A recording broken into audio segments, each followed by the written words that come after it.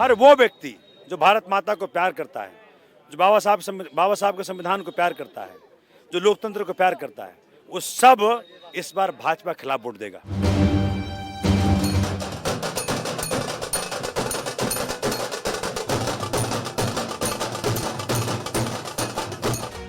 जीत तो निश्चित है, सवाल है कितना मार्जिन से हम जीतेंगे, ये है। मंदिर मस्जिद और अपना जो इन चर्चों पे जो बातें चलती थी, गरीबों को इन बातों पे गुमराह कराया जाता था, ओनली विकास पे बात होगी। बांसुरी जी की जीत होगी क्योंकि बहुत अच्छी लीडर है, वो देश के लिए प्रोग्रेस करेंगी।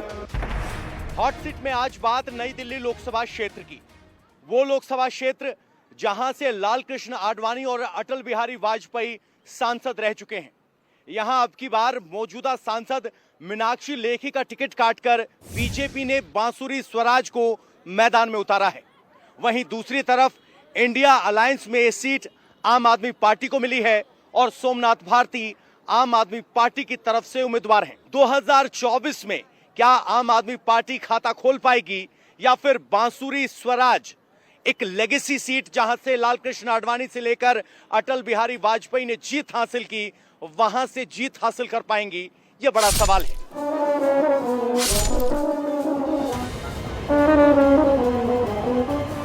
नई दिल्ली की लोकसभा सीट सिर्फ हाई प्रोफाइल ही नहीं बल्कि वीवीआईपी सीट भी है, क्योंकि देश के राष्ट्रपति से लेकर प्रधानमंत्री तक सब यही रहते हैं। इस बार सुषमा स्वराज की बेटी बांसुरी स्वराज की वजह से ये सीट फिर चर्चा में है।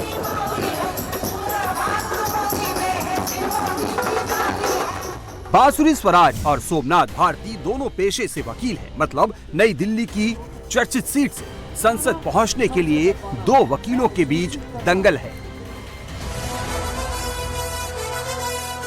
नई दिल्ली सीट में इस बार केजरीवाल की गिरफ्तारी और मोदी की गारंटी की गूंज है। आम आदमी पार्टी केजरीवाल की गिरफ्तारी को भावनात्मक मुद्दा बना रही है, तो मोदी की गारंटी के नाम पर बीजेपी की प्रचार गाड़ी आगे बढ़ रही है। जिसने केवल एक दशक में भारत का कायाकल्प कर दिया, जिनका नाम है नरेंद्र मोदी। जो कहा वो किया। नारी शक्ति वंदन अधिनियम पारित कर जो कहा वो किया। 21 मार्च इस देश के इतिहास में, इस देश की राजनीति में वो दिन रहेगा जिस दिन इस देश ने देखा सबसे लोकप्रिय मुख्यमंत्री, 3 बार का मुख्यमंत्री इस देश के अंदर काम की राजनीति का पिरोधा अरविंद केजरीवाल को रात के अंधेरे में पिछले दरवाजे से आप उठा के इसीलिए ले जाते हो क्योंकि आपको अगर डर है, उस शख्स का नाम है अरविंद केजरीवाल साहब।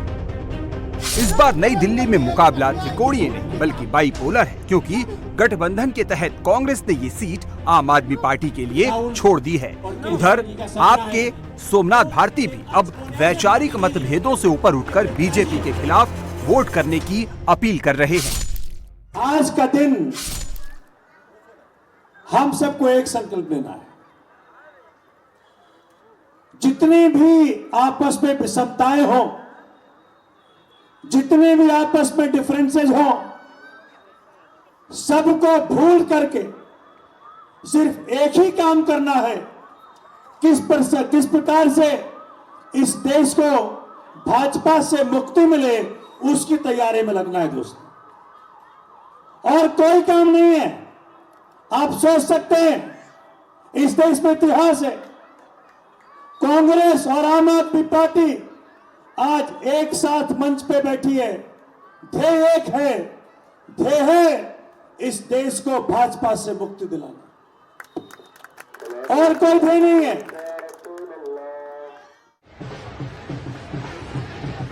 बीजेपी की टिकट से अपने पहले चुनावी समर में उतरी बांसुरी स्वराज को बीजेपी कार्यकर्ताओं और संगठन पर भरोसा है। जी, ये इत्तेफाक की बात है कि टिकट बांसुरी स्वराज का है। ये टिकट मेरे अकेले का नहीं है, प्रत्येक भारतीय जनता पार्टी के कार्यकर्ता का टिकट है। और जो आप देख रही है, ये मेरी पार्टी और मेरी संगठन की शक्ति मेरे साथ। ये नारा नहीं है, संकल्प है। इसीलिए अब की बार 400 पार, फिर एक बार मोदी सरकार। नई दिल्ली सीट बीजेपी का गढ़ रही है, लेकिन क्या इस बार झाड़ू और पंजे के साथ से यहाँ कमल खिलना मुश्किल होगा? इसे पिछले लोकसभा चुनावों के वोट शेयर से समझने की कोशिश करते हैं। 2019 के लोकसभा चुनाव में नई दिल्ली सीट से बीजेपी को 55.1% वोट मिले थे, जबकि कांग्रेस को 27.1, आम आदमी पार्टी को 16.5% वोट मिले थे। मतलब कांग्रेस और आपके वोट शेयर को मिला दे तो यह आंकड़ा 43.6% पर बैठता है।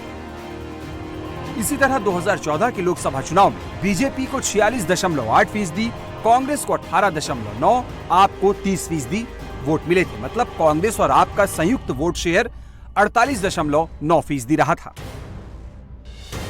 आंकड़े बता रहे हैं कि आप और कांग्रेस की दोस्ती मुकाबले को क्लोज तो बना सकती है, लेकिन 2019 में बीजेपी को मिली बड़ी लीड को ओवरटेक करना आसान नहीं होगा।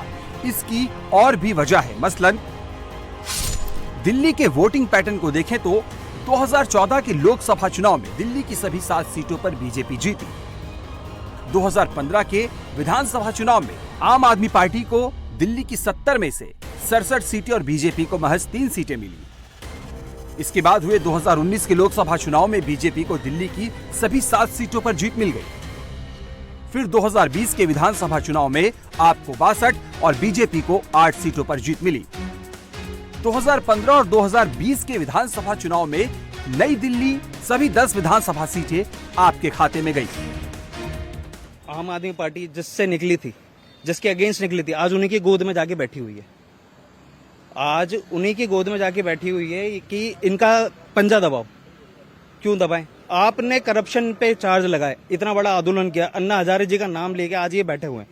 अन्ना हजारे जी का नाम लेके आज ये बैठे हुए हैं और ये बस अब चुनाव के तार इंडिया गठबंधन के तहत सिर्फ कि बीजेपी को हराना है। इनके पास कोई मुद्दा नहीं है, सिर्फ ये मुद्दा है कि बीजेपी को हराना, बीजेपी को हटाना है। मैं जो समझता हूँ कि सोमनाथ भारती जी ने जरूर काम अच्छा किया है, लेकिन ये है कि वो जो पार्टी है, आप पार्टी जैसे वो उन्होंने जैसे कांग्रेस के साथ मिल गए तो लोगों को बड़े क्वेश्चन आते हैं। ये आपस में इन्होंने एक दूसरे के ऊपर कीचड़ फेंका हुआ है। अब जब आपस में एक दूसरे के साथ बैठ जाएंगे तो फिर लोगों के मन में डाउट आता है। तो दिल्ली के वोटर की लाइन क्लियर है कि लोकसभा और विधानसभा में उन्हें वोट किसे देना है। ऐसे में नई दिल्ली सीट पर कांग्रेस आपकी दोस्ती चुनाव नतीजों को कितना प्रभावित करेगी, ये देखना दिलचस्प होगा। बहरहाल नई दिल्ली सीट के इतिहास पर अगर नजर डालें तो 1952 से 2019 तक 19 चुनाव हुए। 7 बार कांग्रेस, 7 बार बीजेपी को जीत मिली। 2 बार यहाँ जनता पार्टी की टिकट से अटल बिहारी वाजपेयी संसद पहुँचे। 1977 और 1980 में वाजपेयी जनता पार्टी से यहाँ सांसद बने। 1989 और 1991 में लाल कृष्ण आडवाणी को जीत मिली। 1991 के चुनाव में राजेश खन्ना आडवाणी से महज 1589 वोट से हार गए। हवाला कांड की वजह से लाल कृष्ण आडवाणी ने इस्तीफा दे दिया।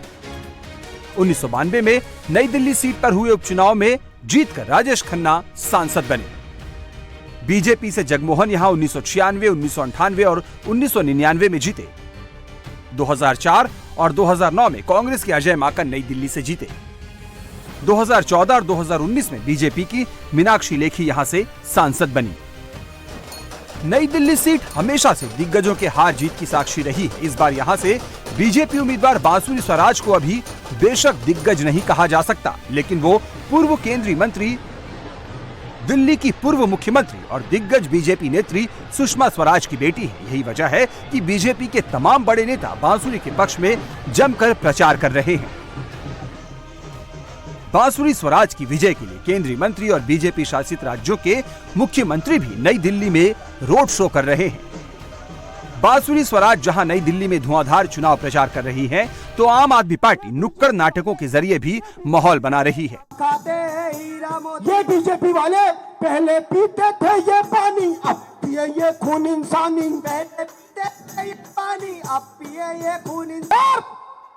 मैं आपको बता दूं, जेल का जवाब बहुत सही होगा इस बार। नई दिल्ली सीट की जब बात होती है तो इससे जुड़े एक से बढ़कर एक दिलचस्प किस्से सामने आते हैं। ऐसा ही एक किस्सा है अभिनेता से नेता बने 2 दोस्तों का। दरअसल लाल कृष्ण आडवाणी के इस्तीफे के बाद उपचुनाव हुए। कांग्रेस की ओर से अभिनेता राजेश खन्ना मैदान में थे। बीजेपी ने शॉटगन शत्रुघ्न सिन्हा को मैदान में उतारा। शत्रुघ्न सिन्हा ये चुनाव 28,256 वोट से हार गए। ये चुनाव राजेश खन्ना और शत्रुघ्न सिन्हा के बीच दूरी की वजह बना। बहरहाल नई दिल्ली सीट ने जहां दो दोस्तों को दूर किया, तो इस बार दो प्रतिद्वंदियों यानी आम आदमी पार्टी और कांग्रेस को दोस्त बना दिया है। अब इस दोस्ती पर जनता अपनी मुहर लगाएगी या नहीं, ये जानने के लिए हमने खुद नई दिल्ली के वोटर से बात की। सोमनाथ जी मेरे अपने परिचित हैं, मतलब मेरे अपने पर्सनली परिचित हैं, और मैं उनके खिलाफ नहीं बोलता हूं, बट ये है कि बांसुरी इस समय अच्छे दावेदार हैं और अच्छे उनकी स्पोक्स पर्सन भी बनेंगी जब कल को वो जाती हैं पार्लियामेंट में, तो हमारे मुद्दे उठाने में उनको मेरे ख्याल ज़्यादा आसानी रहेगी। एज अ बिजनेसमैन हम लोग ये देख रहे हैं कि neither in favour of any party nor against anything, but yes मुझे ऐसा लगता है कि शायद जो लहर है वो बीजेपी की तरफ ज़्यादा है। एंड पर्सनली अगर मैं बात करूं तो बांसुरी जी से काफ़ी पुराना संबंध है और मुझे लगता है कि उनका जो है इस टाइम पे पल्ला जो है वो काफ़ी भारी है।